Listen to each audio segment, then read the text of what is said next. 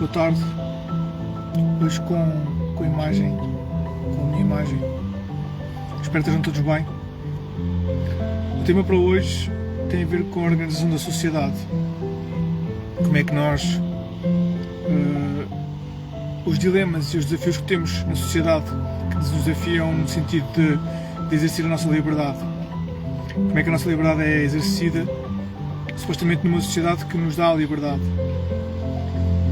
É claro que isso da sociedade nos dar a liberdade não é completamente verdade.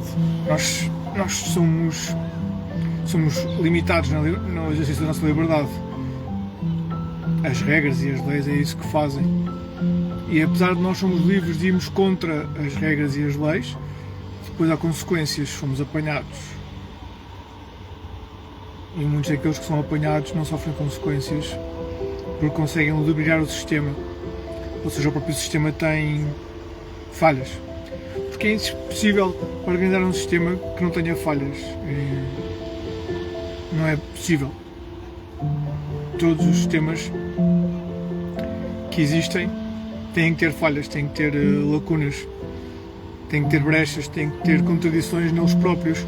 Ou seja, interpretações passíveis daquela lei, daquele princípio que vai abrir uma porta para uma possível escape à interpretação rígida que há no princípio. Isto basicamente é a linguagem, não é? A linguagem faz exatamente isso, permite várias interpretações das palavras, dependendo do contexto, dependendo da situação, dependendo da circunstância, várias possibilidades para poder interpretar as situações e as palavras que são ditas. Então, como é que isto culmina com a nossa liberdade? No fundo, a nossa liberdade está dependente de terceiros. Não sei se é bom, se é mau. E aqui associa-se a liberdade à responsabilidade. Porque no fundo a minha crença é que não há liberdade sem responsabilidade. Ou seja, só alguém completamente responsável é que pode ser livre, é que pode exercer a sua liberdade plena. Senão corre o risco de abusar da liberdade que tem, se não for responsável, se não tiver responsabilidade nos seus atos. Portanto, a responsabilidade é um limite que a liberdade tem, e esse limite, se for bem coordenado, é o próprio que impõe a si mesmo. É o próprio que impõe a sua liberdade, que com responsabilidade impõe os seus limites.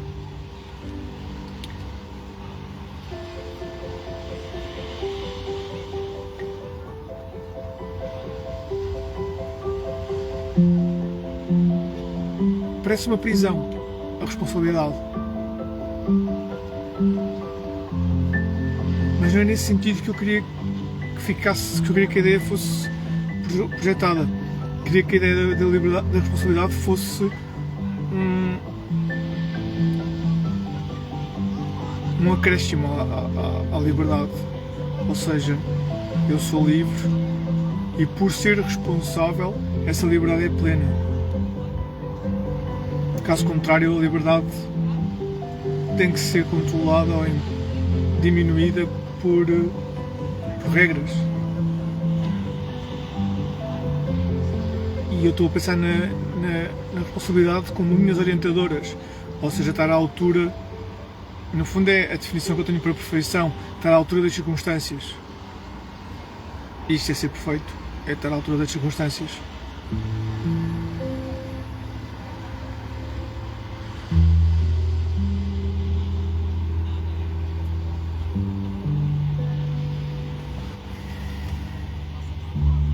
Vamos começar do princípio. Segunda-feira, 27 de outubro de 2025, 5h01 da tarde. Novo horário, nova programação, nova visualização. Agora eu apareço. A voz tem uma imagem. Estava a falar da responsabilidade e da liberdade. Estava a falar da liberdade de ser exercida com limites e a responsabilidade de ser esse limite à liberdade. Quando fui interrompido pela força das circunstâncias, não fiz a introdução.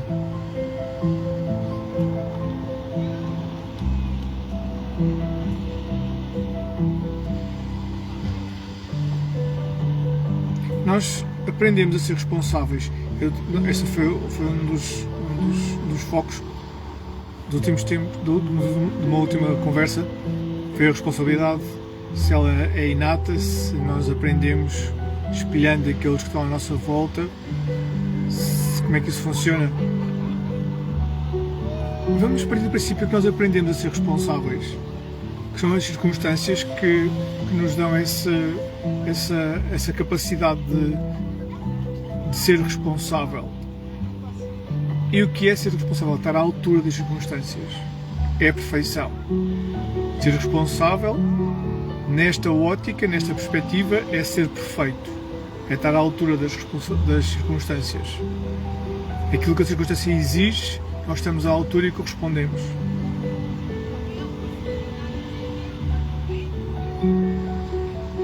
É claro que há subjetividade, é claro que há pessoas que vão pensar que podia ter feito melhor, podia ter feito diferente, eu faria diferente.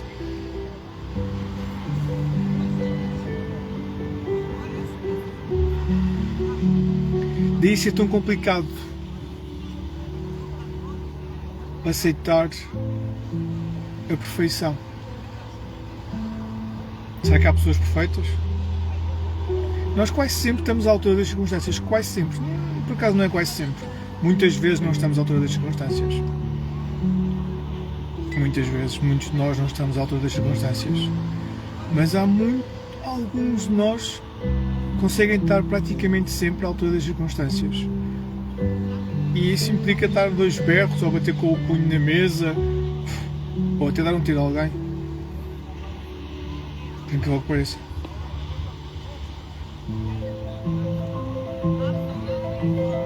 Porque no fundo isto que a liberdade tenta condicionar se há o bem, se há o mal, e nós somos livres para fazer o bem e o mal, para que fizéssemos só o bem, não precisávamos de regras. Então as regras vêm ajudar-nos a pôr limites a nós próprios e a não fazermos o mal. Porque o mal existe.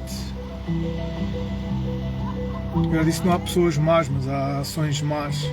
E uma ação má é alguém, em determinadas circunstâncias, comportar-se de forma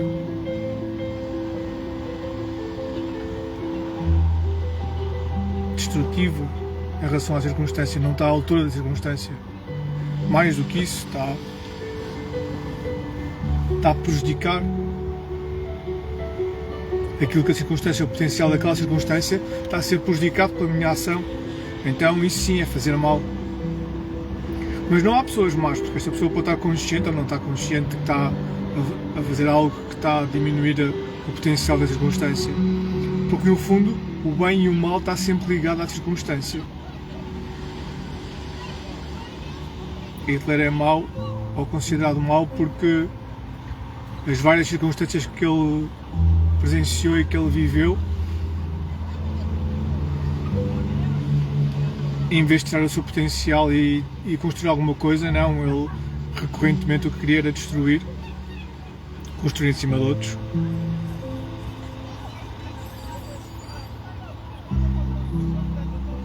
Pensar como é que ele podia tirar mais vantagens para o seu grande plano, o resto dos 1000 anos.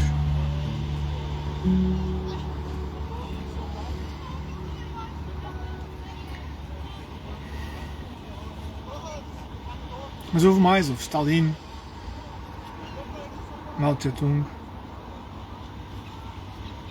O século XX está recheado de pessoas que conseguiram denegrir muito a imagem do ser humano.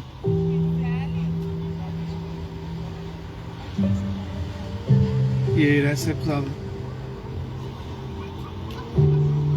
A herança é pesada.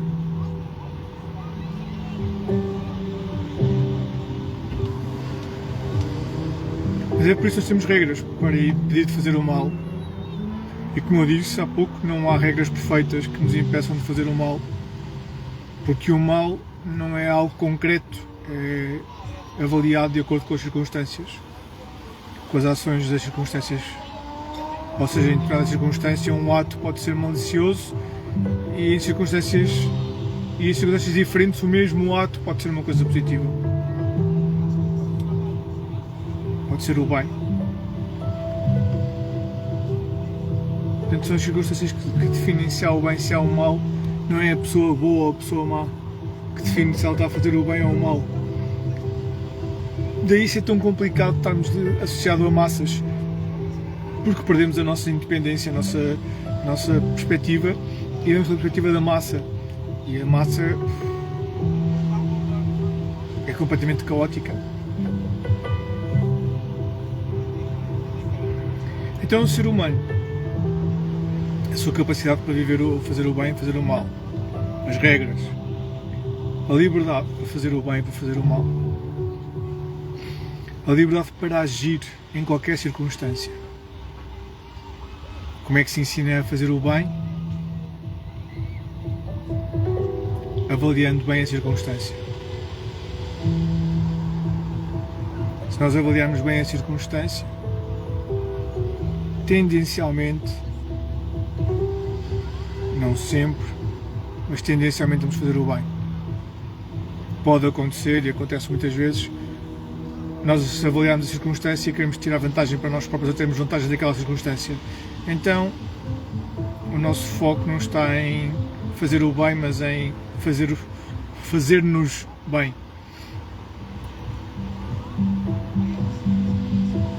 Isto é uma visão um bocado do amor eros, do ego, ou da alma, a filia, fora do lugar. Porque nestas circunstâncias o que nós devemos avaliar, quando estamos perante uma situação, o amor que deve coordenar a nossa avaliação não é o eros, não é o filia, mas sim o ágape.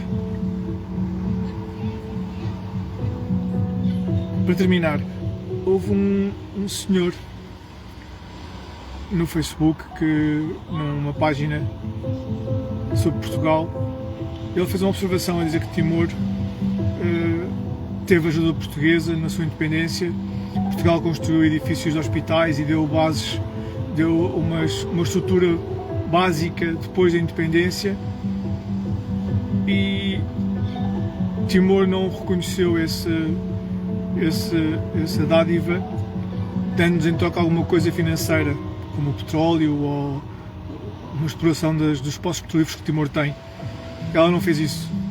Timor não fez isso. E ele lamentava. Mais uma vez, Portugal faz uma coisa sem ganhar nada em troca. E uma observação que eu fiz foi que às vezes os 900 anos de história de Portugal permite fazer as coisas só porque é o correto, não porque está à espera de alguma coisa em troca. E isto é o amor ágape. Nós fazemos as coisas porque é o correto, não porque temos à espera de alguma coisa em troca. Está à espera de alguma coisa em troca, muitas vezes nem é o filia, mas pode ser o filia, o amor filia de alguma forma perversa, mas muitas vezes é o ágape. É o nosso ego que tem alguma falha. Falha no bom sentido da palavra, algum ponto por resolver, alguma angústia, e que tenta resolvê-la daquela forma. Ou a alma que está a espelhar no ego alguma angústia sua, e o ego comporta-se de uma determinada forma, espelhado pela alma. Porque no fundo estas três pessoas que nós somos, o ego, a alma, a crença interior, aquela que orienta a crença interior é o amor divino. Por isso, se ele permite, para compreendermos bem a crença interior, temos que pensar no que é que na frase filosófica que diz: Deus dá-nos o livre-arbítrio e nós fazemos o mal com ele. Então Deus criou o mal. Quem cria o mal somos nós, a alma e o ego. A crença interior permite, acredito eu, que um mal seja feito desde que dele consiga tirar um bem maior, a nível global. Já chega por hoje. Foi um gosto e até breve.